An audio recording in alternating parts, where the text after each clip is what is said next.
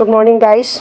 I just want you to know that quest ni Timoy ay nakikidalamhati sa mga sinapit ng ating mga kababayan dyan sa barangay Iburi at sa mga kalapit na mga barangay. At nananalangin nawa ang Panginoon ay patnubayan tayo at bigyan ng lakas para makaahon at muling makabangon sa trahedyang naganap sa ating lugar. Ito po yung lingkod, quest ni Timoy papaabot ng kanyang pakikidalamhati. Lakasan lang natin ang ating mga loob, makakaya natin ito. Tayo po ay mga Pilipino, matibay, malakas ang loob. At patuloy natin ipagkatiwala sa Panginoon ang mga pangyayaring ito sa ating buhay at tayo may bumalik sa paglilingkod sa Kanya. Ito na po tayo. Just hang on. God bless you.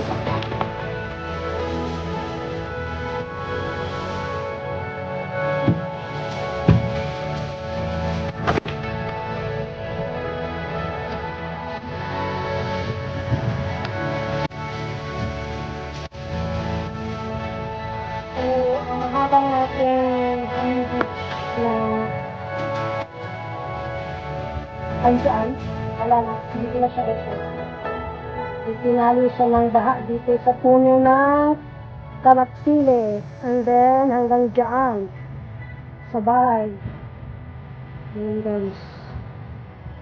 So, nakasaklap yung istorya nitong yung bridge na ito.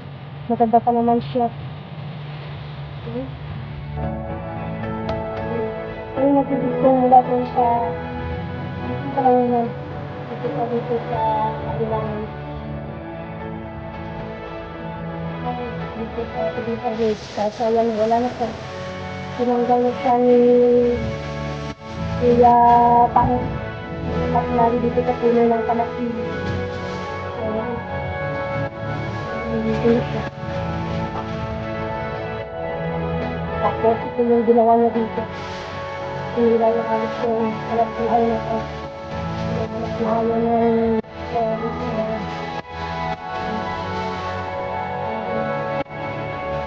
ginawa niya yung puno ng kasya. Kasi lang dito guys.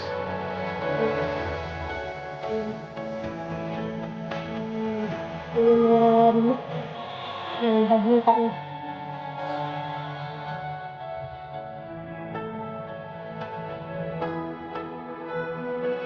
So, yung malaking kami na malaking lifestyle din. Maraming lifestyle dito banda sa kan. Dito sa Iburi. Tapos dito sa nga, meron din. Tingnan din natin ang kami na may wala natin ang video. Dito nga tayo mag-antay sa kaibigan. Yes, ihati kaya tayo sa bayan. Dito.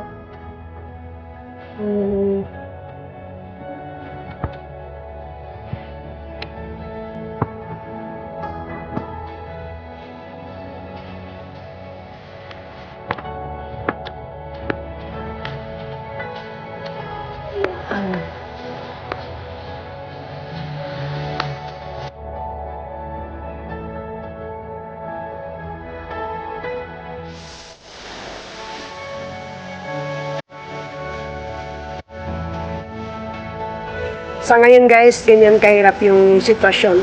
Pero nananalangin tayo na pagkatapos nito magiging okay na lahat. So ayan, nakita natin na kahirapan din maging tagaroon sa pagpunta nila sa bayan. So stay tuned guys at patuloy natin idalangin ang kanilang restoration. God bless you po.